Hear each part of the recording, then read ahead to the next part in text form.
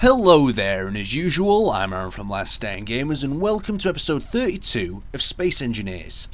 So I'm here at one of my small outposts. There's just been a patch released, and we're going to have a look at some of the new features of it. So if I make a way to this door, you'll realise that the door's actually closed. That's because you can now open and close doors, and now listen to this. Now that sounds absolutely amazing. It sounds like the perfect sort of Star Wars door or Star Trek. Now let's close it. Right, so you're probably wondering, how effective is it against small arms fire?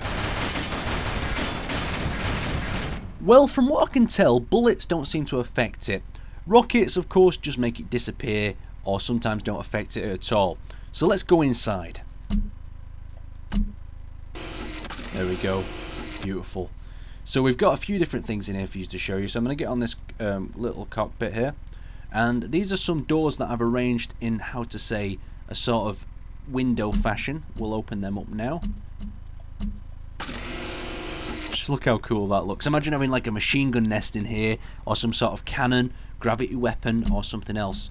Let's close them up and then we can open the others. Right, so we're going to move over here and we're going to talk about the lights that they've released in the latest patch. So if we access this, open that up and open that up, we've now got access to see this light. So this light's in a pretty dark space, so I'm going to show you some of the new features. The first is that we can actually change its colour. So that's the light, the interior light, so you can change it using the RGB. So you can change it to any colour you want. So let's, for instance, set it to red, because say we want like a security alert. So for red, we do this, and then that's a good red. There we go. So now we've got a red glow coming from it. So the next thing we'd want to do is change how the light is actually affected, sort of blurry, or how to describe it. So we've got the radius. So this is how far and bright the light will be over that distance. So as you can see, if you just look, so this is at its lowest, very dim, and then at its maximum, it's very distant. Basically, it'll cover the whole room, so you can have one light covering your whole room, like so. You see how the glow is now affecting and causing shadows as well. So if we go back into it, we can actually access the fall off. So the fall off is basically how fast will the light disintegrate, basically like the pretty much like the radius, but you can combine these both. So I'll just show you that. So you see the radius there, it's still coming over this distance, but the fallout is less. So we move on to the final, is the intensity. So this is going to be how bright the actual light is. So the brightness of it like affects the further the light travels and so on, making the room a lot brighter.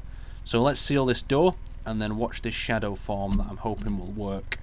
So we've got this door, close that and close that. So that has not actually affected it. That door is still being used as a way of not blocking the shadow from that door. So that's something to take into consideration. Alright, let's head outside anyway and look at some of the new things we've got. So we've also got the big lights up there that do the exact same as the small ones.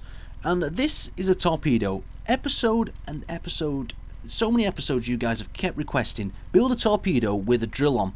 And I've been wanting to do it, but the problem is you couldn't actually have a torpedo with a drill on that would spin with you not in the ship, but you can actually change that now and have it spinning while you're not actually in it. So you've got a little power generator there, and just to turn it on, I'm going to get inside here and actually turn the drill on. So the drill will actually stay on now.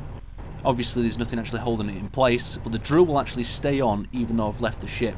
So it can actually make for some quite interesting things, and we're going to have a collision I think here, I'm not too sure. But it does have quite interesting effects. So I've got two drill mounted torpedoes on here. I have got some targets off in the distance over there, and we're going to fly it over and have a go. Also, the final thing that I want to show you is the minigun has now been fixed, so the machine gun will actually allow you to spin the barrels. So watch the barrel spin. So we've got that nice spinning effect, and it slows down. It doesn't have any spin up time yet, but it's still pretty damn cool. So let's move up there and try some of these torpedoes out and the targets, and we're going to release the landing gears, dampeners, we need them. And come on, come on. Right, we're flying at the target well. Torpedoes have released, and the inertia of the torpedoes actually took over, so we're probably going to be missing. Oh no, we've done some damage. But yeah, so you'd have to stabilize these torpedoes in a way. So I'm going to try stabilizing them. I'll be back in a minute. Right, so I've built the drill torpedoes with stabilizers. So fingers crossed that these actually work. So there's the target. We're going to release this, and hopefully the stabilizers will kick in, sending this directly towards the target. We've also got gyroscopes in there, so it's all down to the missile now. We're increasing speed, and we're going to release in 3, 2, 1. Missiles released. Oh yes, look at them. Oh, they're bad boys, them. Oh, that was pretty cool. Not too much impact, and I didn't expect much. I didn't expect more than a normal torpedo, to be honest. But the drills snapped off, and we've got, it's an alright dent, to be honest. I don't think it's going to be achievable by too much. But thanks for watching, guys, and you get some designs cooking.